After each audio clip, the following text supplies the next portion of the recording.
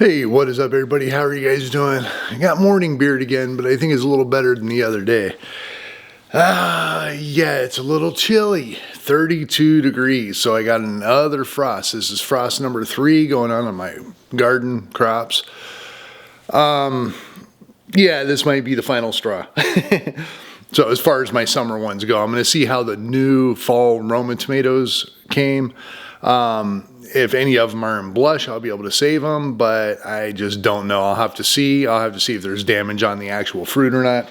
We will see. Not what I want to talk about today.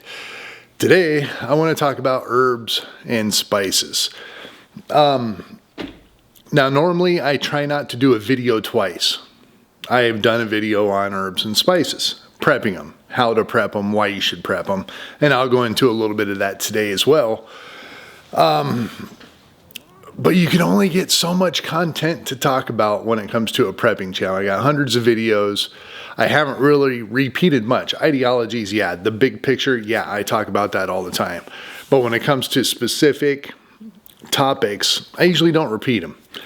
I might have to start coming back around because I've got a lot of new viewers that they were never here when I made those videos, and most people don't go back through the archives to look at videos. So I'm going to go ahead and resurface a couple different topics and kind of go against what I believe is the way it should go. But anyway, regardless, wasted enough time. Let's get into it. Herbs and spices.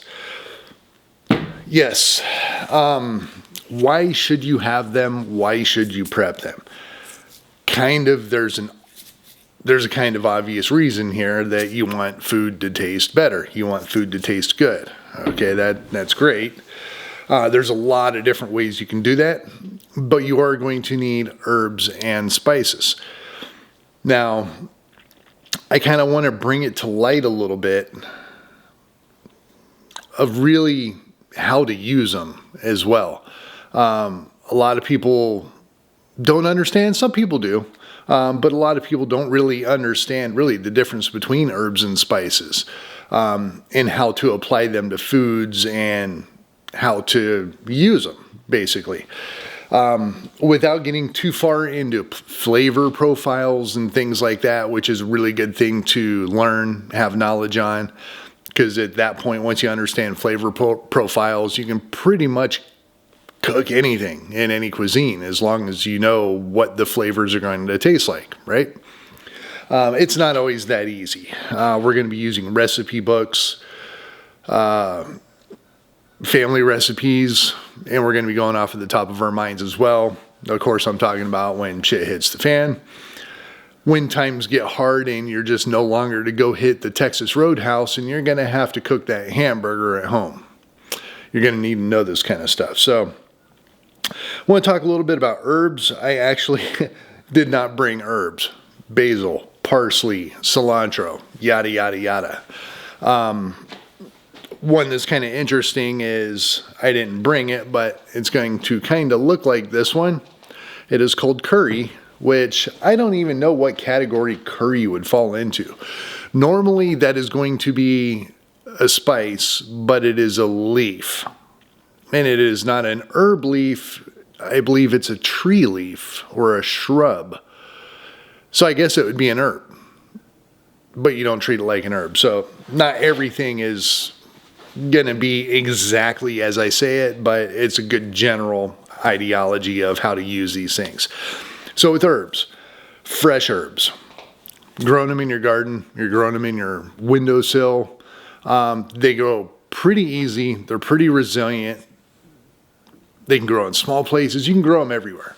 Throw a couple on your front porch, anywhere there's a little bit of sunlight or not so much sunlight. I grew a gigantic basil plant with next to no sunlight. I think it got about 2 or 3 hours of sunlight a day, but it was up against a white wall, so it was getting some of the reflected light. And I think it was huge. So yes, first off, if you can grow herbs, grow herbs. Using herbs fresh are different than everything else. The best thing about fresh herbs is that freshness, that fresh flavor that a fresh basil leaf, you can smell it from across the house, you know. Very strong, very pungent. They all are. The more you cook it, the less that pungency sticks around. So you can get a nice handful of basil. I'll use basil as an example because a lot of people use basil and a lot of people like basil. So you can get a big handful, good Lord. So you can get a big handful of basil leaves, throw it in your spaghetti sauce or your marinara sauce and cook it all day long. And you're not even really going to taste the basil. Cooking herbs for a long period really changes the profile. You can definitely get some good flavors by doing that, but that's not really where they shine. Now, if you were to wait till the last 5 minutes or 10 minutes of cooking that marinara sauce, and you got a handful of basil, you throw them in there, you're going to have a lot more flavor. Now, you can take it to another extent. You can start releasing more of that flavor by bruising. This works well with stems as well. Don't throw your stems of your herbs out. They taste just as good as the leaves or whatever you're harvesting off of the herb. Keep them. Take the back of a chef's knife, smack it up and down like corn on the cob, bruise it up, damage it as much as you possibly can. Throw it in your pot, you will not be disappointed. But putting fresh herbs bruised is going to release more of that flavor in a short amount of time. So if you're wanting to do like 5 minutes or 10 minutes or something like that, just kind of bruise it, crumble it up, damage it, throw it in the pot. Of course, your hands are going to smell like basil for the rest of the day, which there's nothing wrong with that. And you're going to get probably the max amount of flavor out of it, at least for that situation. Now, the other way to do it is a chiffonade or dice or mince or angel dust is one that we used to do in an Italian restaurant that I worked at doing the parsley. It is as fine as you can possibly get it, and then go another half an hour with the knife. That's what the chef told me. When you think you're done and you think it's as fine as it can possibly be, keep going. So yeah, fine chopping herbs, again, changes everything. You're breaking the cell walls down. You're releasing everything within those cells, which is that aromatic, pungent flavor and odor. If you've ever been around anybody that's chopping up basil, it's almost intoxicating on how strong it is. And that is going to reflect into the food that you're cooking, which is my point. So when it comes to stuff like that, the last 30 seconds is when I put that in. I do it a lot with a chiffonade. I'll make a chiffonade basically is you get the leaf long ways, and then you stack all the leaves up, roll it up into a ball, and then you slice it like almost like you're cutting a hot dog in little coins in a way, but you get really, really thin, then you get these long strips that are really, really thin. That's what a chiffonade is. So taking the processing of the herbs to that extent is an immediate release of the flavor. So you want to do that in the very last moment of cooking. You just do this with herbs, it's probably going to change your whole game on cooking. All right, so I was actually editing. I needed to get this put in here because I left a major part out. Talking about fresh herbs and how to use fresh herbs. I need to talk about dry herbs. How and when to use dry herbs. It's a little bit different than fresh herbs. Fresh herbs are going to be almost solely in the last 5 minutes of cooking. Fresh herbs you can bring into the middle. You can even go pretty early into the beginning with it. I go a little bit heavier on whatever I'm using, the earlier I put it into the dish. Let's say I'm doing spaghetti sauce. I do a lot of dry herbs with spaghetti sauce. I will go through, I'll cook my tomatoes down. I'll get them into a sauce, or if I'm using a canned sauce or something like that, that's already done. But I'll get that going. I'll bring that up to temperature. If I'm using any onions, bell peppers, I'll do all that first. I'll put the garlic in the end of cooking the peppers and the onions and stuff like that to make sure it doesn't burn. Then I'll add that into the tomato sauce. So that's my first base layer. Then after that kind of sits and goes for a little bit, I'll add in all of my bay leaves, oregano, marjoram, basil, stuff like that in the dry form.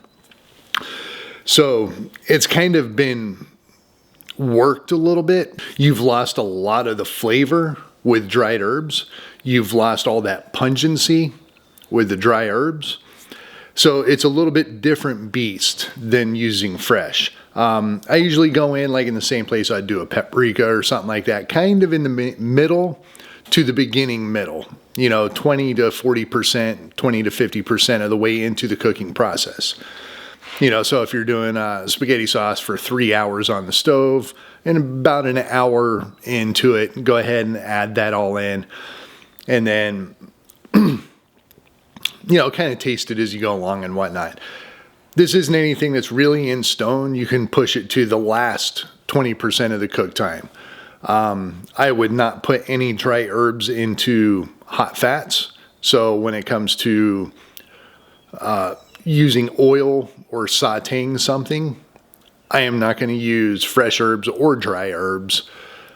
I'm going to wait until that heat and the violence of cooking like that, really hot temperature, kind of dies down a little bit. If I was cooking a steak or something like that, a lot of steak seasonings have herbs. A lot of them have oregano. That's not really the best choice because it's going to burn.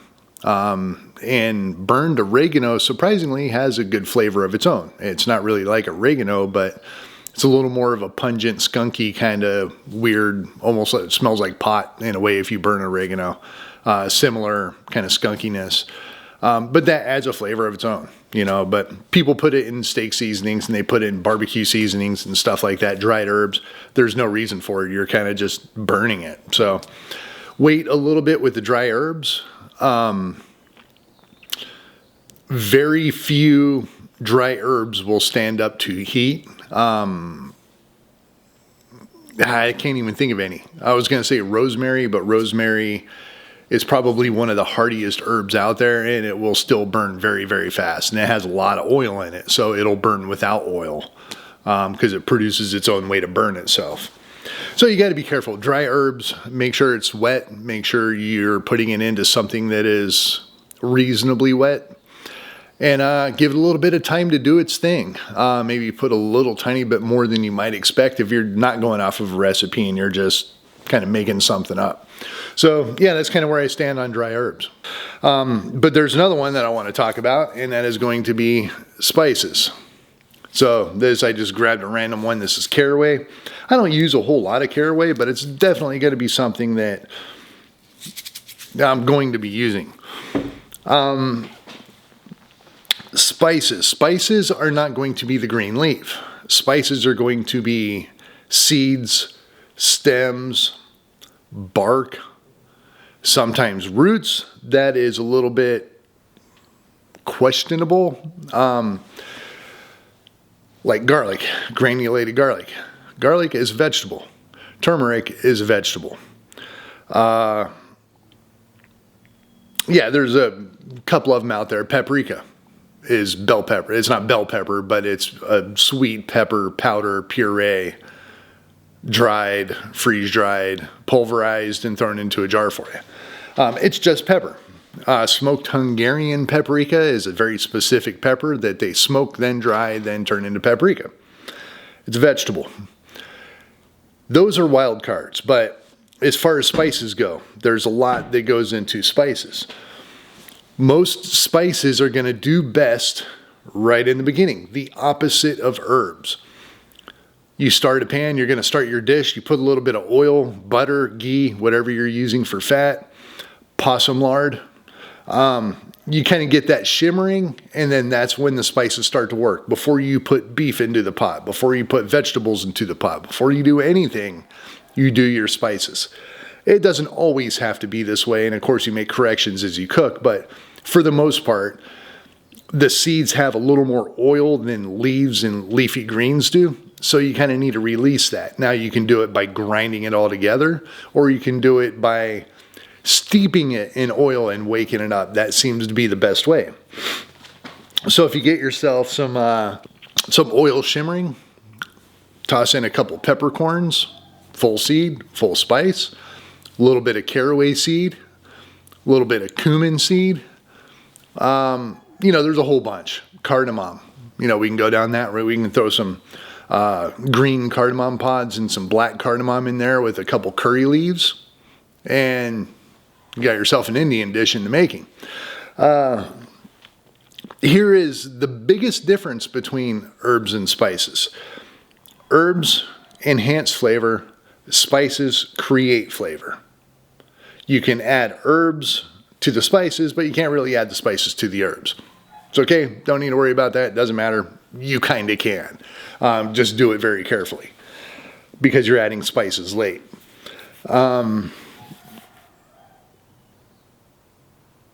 Oh, that's my rooster. I heard somebody screaming. It's my rooster crowing in a question. Yeah. Anyway, when it comes to spices, steep them in the oil, get the oils going. Now with spices, that is going to create the cuisine of whatever you're cooking. Herbs do not do that. If you have tacos and you put basil and oregano on a taco, it's still a taco. It's not lasagna. Okay. You can kind of do that with spices. If you are cooking tacos and you put a garam masala spice, which is an Indian spice, or a za'atar African spice, into that, it's going to make it taste African. It is going to make it taste Indian. No question about it, whether it's wrapped in a tortilla with ground beef and onions and cilantro or not, it is 100% going to taste that region. So if you're wanting to create something, and this goes basically for every cuisine or style of food out there, you start with the spices. That is the most important thing. So I know most people are pretty bland, and I don't mean this in a derogatory way, but most people, at least around here in the Ozarks, and preppers, I think kind of fall into this category. Just meat and potatoes, bro. Give me a steak, give me some potatoes. I don't even know if there's much else. People are happy. Maybe some corn, Most people are that way. I was talking with a guy at work that has never had asparagus. Never looked at it, seen it on a plate, cooked, or tried it, and put it in his mouth or pooped it out the other end. Never happened. Kind of blows my mind.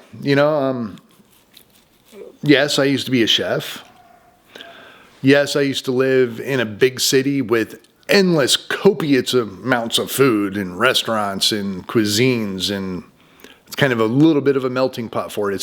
Phoenix is a foodie town for sure.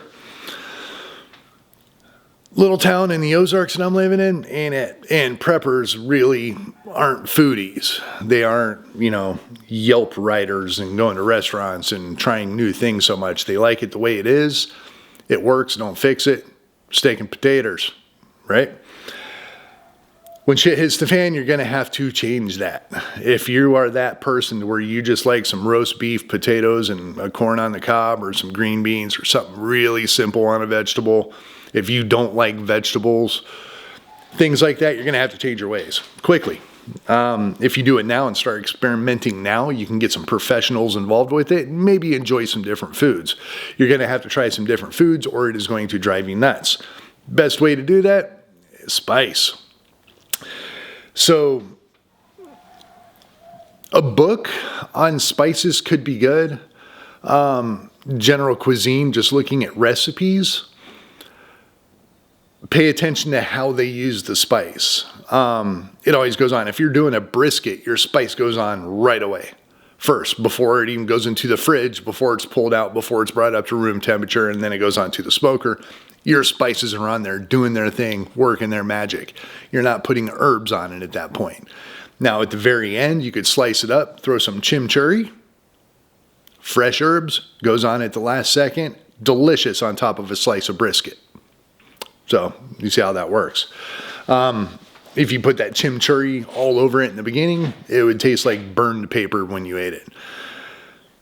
So spices. Spices are going to pick the cuisine that you want to eat. Once you understand this, you can cook anything. Mixed with flavor profiles with spices. But once you understand that spices set the cuisine of your food, along with other things, this is not this completely, so don't hold me to that on stone, you know. But basically, in general, the spices are going to direct which way the flavors go with your dish. Learn it. Try to get it down. Try to understand it. And that is going to open up a whole world of flavors that you did not even know about. If you can, preparation-wise, go out, start trying some other food. Most people find something that they never knew they liked, that they really like. Indian food is one of those. Most people, because it smells so strong, most people don't even want to go near it. But once they try it, they're like, holy shit, this is good. You know, and there's a lot of different stuff out there within the world of Indian, West Asian type foods. There's another category, which is going to be vegetables. So I brought this one out. Turmeric. You're going to have paprika. You're going to have garlic. You're going to have dried onions. Any dried vegetable is going to be case by case basis. Like turmeric, I'll put in pretty early. It's a root. It's very hardy. It's very woody. There's a lot that needs to happen to turmeric before I'm ready to eat it. So it's going to go in a little bit earlier, not right in the beginning. You can go right in the beginning into the oils if it's a very low temperature, because turmeric's going to burn pretty quick. It's so fine. But as soon as you start bringing some other things into it, turmeric's going to go in. About in the middle is going to be things like garlic. It's going to be granulated onion, paprika, stuff like that. So most of them are going to be grouped in the middle to where they're going to get a little bit of cook time, but most of the processing and things that you do with spices, like steeping them in oil, has basically been done. You've destroyed the herb. I mean, this is a root like ginger, and it's like baby powder processed at this point. The oils have been released. It has been woken up violently. So all the stuff that you're going to do with a whole seed or whole pot or spice, when it comes to preparing that part of it, steeping in oil starting early, throwing it in the baking casserole dish right in the beginning, setting your food on top of it, stuff like that, long process. It's already done with this. Granulated garlic is going to be completely different than garlic powder. Granulated garlic is going to go in a lot earlier.